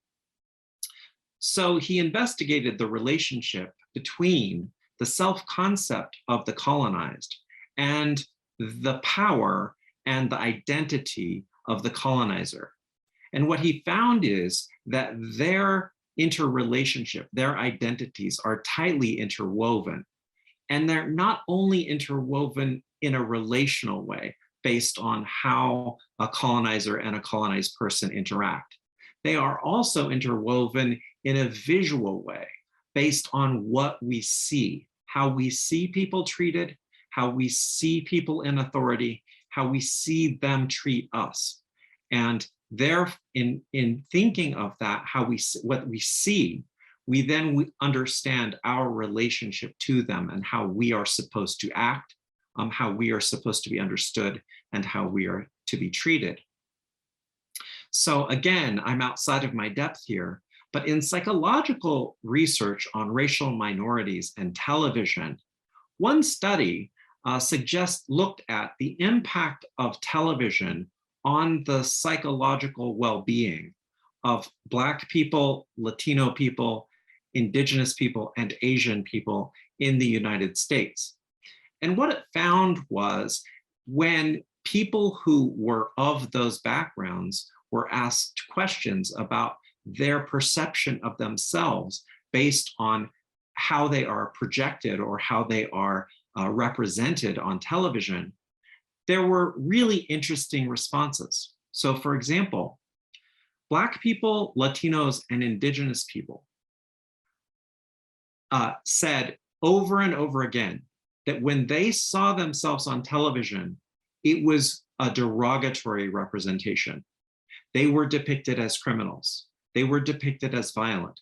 They were depicted as inferior, as less worthy, as powerless. They were depicted as being treated in poor ways. And they were depicted as not like the normal white people in society. But when Asian Americans in this same study were asked the exact same question, Asian Americans said they didn't see themselves at all. So that goes back to my question. What is it like when in media, you don't see yourself represented? Again, this is out of my league, but it's a very powerful question that goes beyond just simple psychology into a kind of social psychology that we're all interested in when we talk about mentality. So seeing oneself negatively depicted, seeing ourselves treated in a particular way does have an impact on how we imagine who we are. Now, if we flip this question to how do white people see themselves in television, in film, in media generally, what we see is that there are complex, subtle roles across a wide continuum from, let's say, victims to heroes, from villains to social social saviors, right? We see people who are sad. We see people who are happy. We see people who are angry. We see people who are passive. We see the entire gamut or the entire array of possible images and representations of white people. When it comes to minorities, we see very little complexity, and we tend to see types or stereotypes, as people will say over and over again. Now, in Western society, an early image of Asian people was of men in particular as not having sexuality, as not being proficient, not being favored as possible romantic partners. The emergence of a television and film actor named Bruce Lee, however, changed that to some degree. But when Bruce Lee burst onto the scene with his strength, with his muscles, with his shirt off, demonstrating a kind of bravado and sexuality, it created yet another stereotype, that is, of Asian people as a kind of martial artist. So when people would see an Asian person on the street, they would say things like "Hi-ya" and expect people to be able to do martial arts. So the problem of solving this kind of imagery in the media is not easy. It's not just simply a matter of altering the image, it's of thinking about the complex effects and interactions of people with the image. And I think we're seeing today the tremendous consequences of derogatory representations. When we think about COVID today and the way that Asians all over the world in so many different countries are being attacked on a daily basis, how does this kind of repetitive imagery in the media and discourse about Asians as vulnerable and as and yet as responsible for having created and promulgated COVID. How does that affect our psyches, our mentality, right? And what is the very same impact of this imagery on Asians themselves? That is, when we see these images of people being beaten, of people who are assumed to have COVID, but probably don't. What does that make us think about our own place and our own position within the world? So I'm going to conclude this discussion by saying that inferiority is the result of a relational hierarchy that produces inferiority and has significant consequences. This inferiority is a product of the broader dominant society, as well as of individual groups who have already been affected historically by the same culture that is contemporarily in place. We see, for example, the effects of this on Asian people globally, the catastrophic suicide rates of Asian people. We see that Asian people change their names. In English-speaking countries, they will anglicize their names, adopting English names rather than taking pride in maintaining the self-esteem of having their own language's name and their identity. Similar kinds of questions, of course, can be asked about mentality and the inferiority of minority groups of all kinds and globally. And thus, inferiority based on mentality has wide-ranging, complex effects requiring broad-based interdisciplinary research that understands the breadth of psychology, history, culture, and society. Thank you. Thank you so much, Professor, for delivering your spectacular speech. Right away, let me please give the floor to the next speaker, Dr. Emanuela Ferreri. You're welcome. Please turn on your mic. Can you hear me? Yeah. Okay. Thank you, Iryna. Thank you, Alan Hono. And the term depth, alongside that of inferiority, reminds me of two fundamental learning statements. First, the words of Carl Gustav Jung about colonization process. If we represent it within a human psyche environment full of images where these are the words of Jung, hold the eagles and other predatory creatures that adorn our coats of arms, create the psychological representatives of our true nature.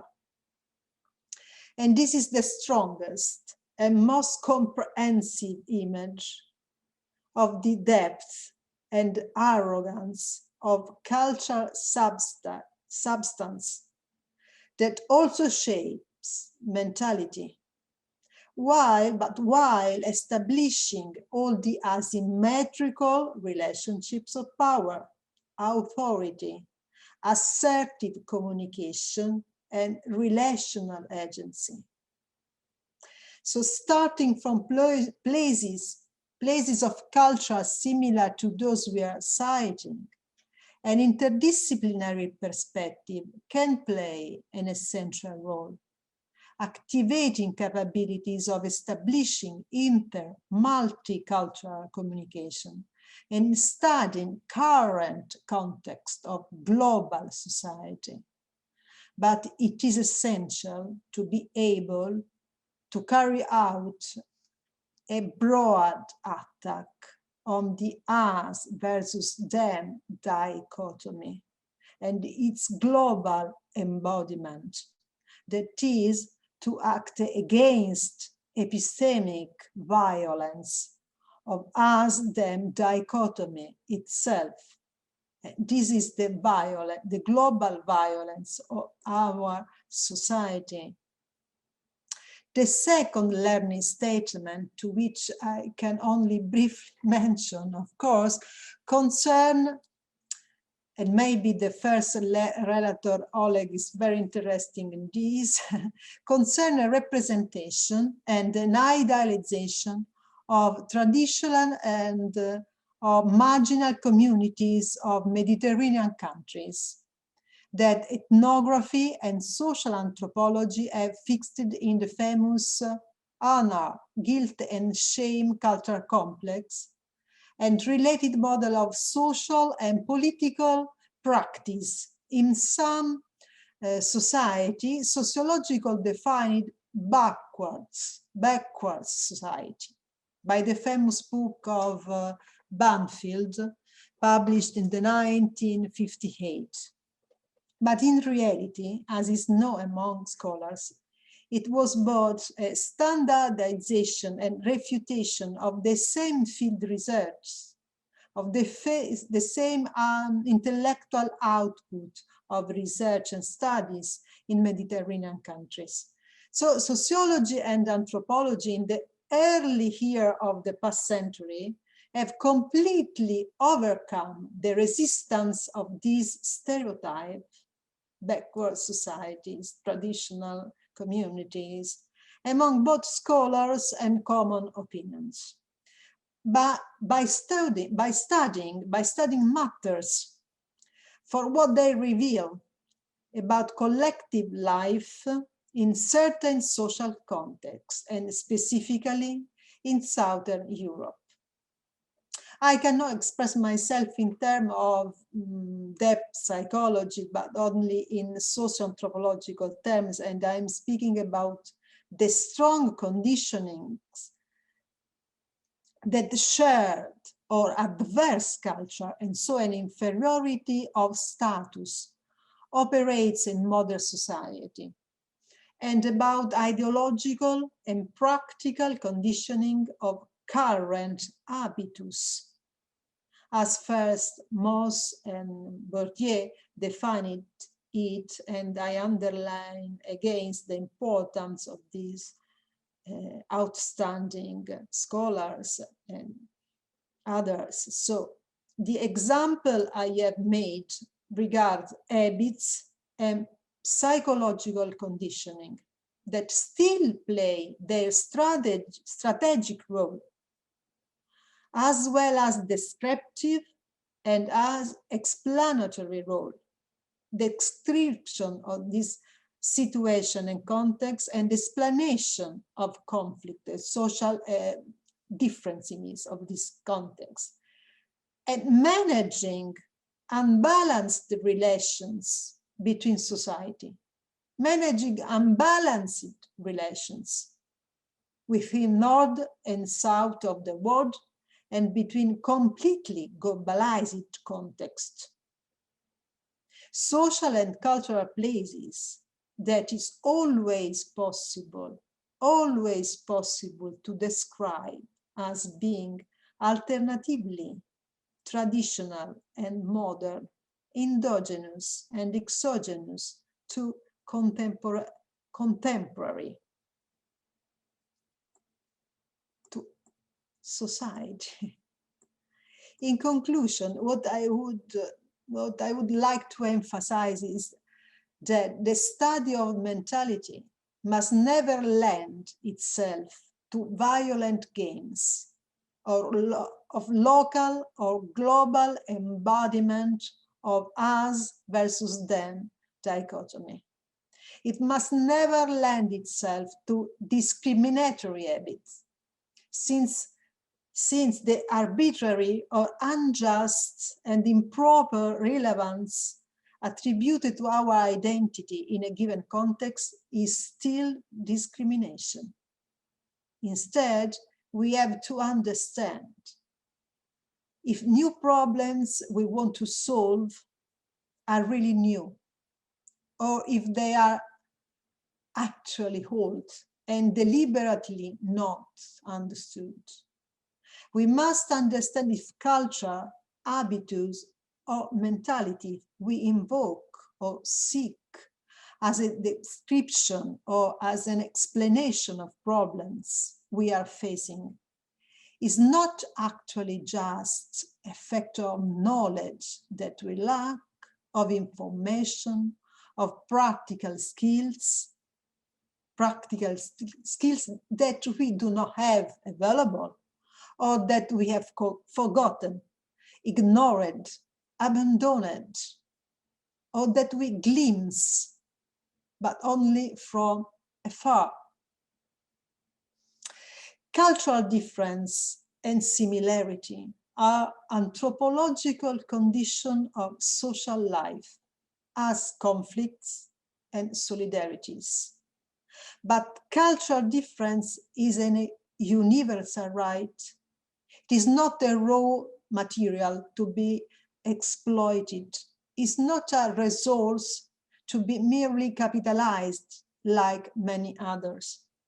So finally, I can say that mentality is a place, again, a place between the depth of culture and a bit obviousness.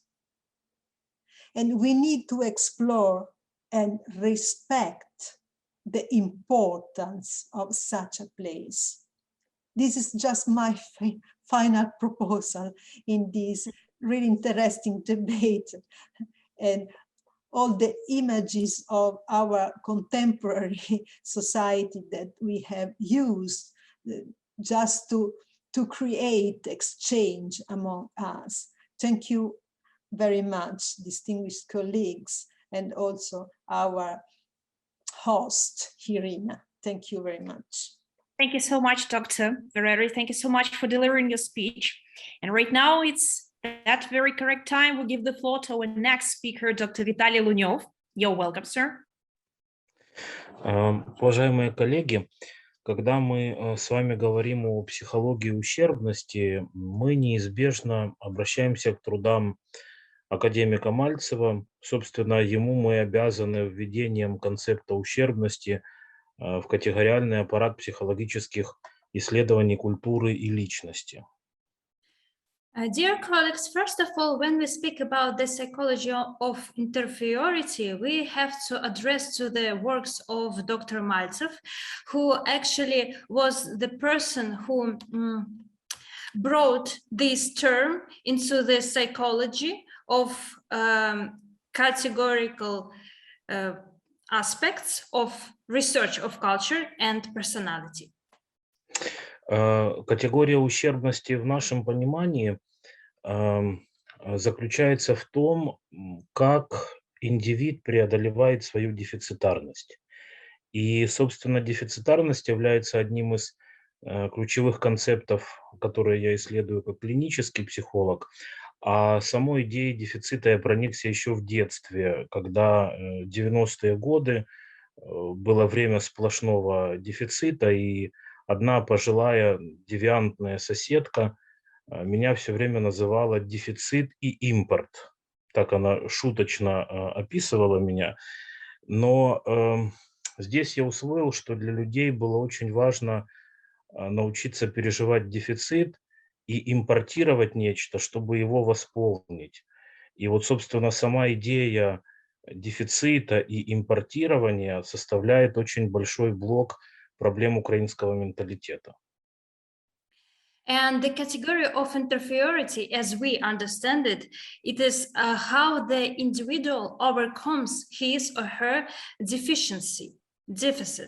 Actually, deficit is one of the concepts I study as a clinical psychologist, and the idea of deficit itself, I was interested in this issue even when I was a child, because we all, our generation, remember the beginning of 90s in Ukraine. It was a time of total deficit on products here, and even my neighbor woman, she was called me as deficit or import, just like a joke.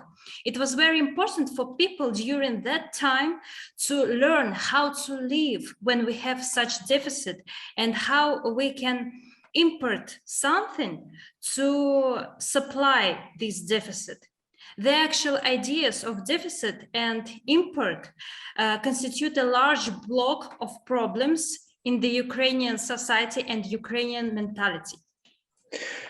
Собственно, сам человек может функционировать на 3 уровнях, условно.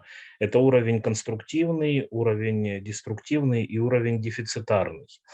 И в какой-то степени ущербность – это результат невосполненного дефицита, который также может быть связан с такими категориями, как, например, символическая кастрация, депривация, лишение. А сама идея дефицита задает, ну, скажем так, идею какого-то типичного сценарного процесса, связанного с его восполнением. И это очень ярко проявляется в менталитете и, собственно, ярко проявляется в дискурсах как таковых. We can say that a person can function on 3 different levels: on constructive level, destructive, and deficit levels. To some extent, inferiority is the result of an unreplenished deficit, which is also connected with the ideas of symbolic construction and deprivation. And the very idea of deficit and the way in which deficit is handled sets up the typical scenario process to supply it, that at the same time manifests itself vividly in the mentality, and namely in one of the discourse. И мы считаем дискурсивный подход, ну, достаточно значимым к изучению проблем ущербности и дефицитарности, потому что он предполагает такие концепты, как, например, агент, истина, другой, продукт, господствующее означающее, знание, нечто прибавочное, расщепленный продукт, расщепленный субъект. И вот, собственно, из всего этого появляются известные нам 4 дискурса, отражающие ментальное пространство. Это дискурс господина, дискурс истерика, дискурс аналитика и дискурс университета. И такой дискурсивный подход, как мне кажется, очень хорошо раскрывает перспективы изучения менталитета и его следствия в виде ущербности. Спасибо за внимание. And also we find the discursive approach to inferiority and deficit significant enough because it takes into account such components as agent, the truth, the other, and product. And there are also dominant signifier, knowledge, the something extra, and the split subject. In the correlation of these categories, 4 classical discourses were created: the discourse of the master, the discourse of hysteric, the discourse of the analyst, and the discourse of the university. This approach, by using different discourses, reveals perspectives on the study of mentality and effect of it, inferiority. Thank you very much for your attention. Thank you, Dr. Luniov. So actually, this is the time we have finished the discussion on our second panel. And let me please thank all the speakers, all our dear colleagues, guests, and experts. Overall, it's high time we have finished the online panel of our international conference, The Role of Mentality in Human Life and Culture, arranged by the European Academy of Sciences of Ukraine. Once again, thank you so much, dear speakers, Dr. Oleg Maltsev, Professor Maxim Lepskiy, Dr. Kent Ono, Emanuela Ferreri, as well as Vitaly Luniov. We're so glad we were here together and we've discussed so vigorously and dramatically all those grandiose issues connected with mentality and inferiority. So soon after, the conference issues such as text papers, video reports, other online, other discussion panels, they would be published on the conference website, as well as the resolution. And those who are interested may just read it and get acquainted with the results of our discussion. And by this, thank you so much for your kind attention. Thank you for the discussion and see you soon. See you tomorrow on our 3rd online panel. Yeah. Be safe and have a nice time. Goodbye. Bye. Bye-bye.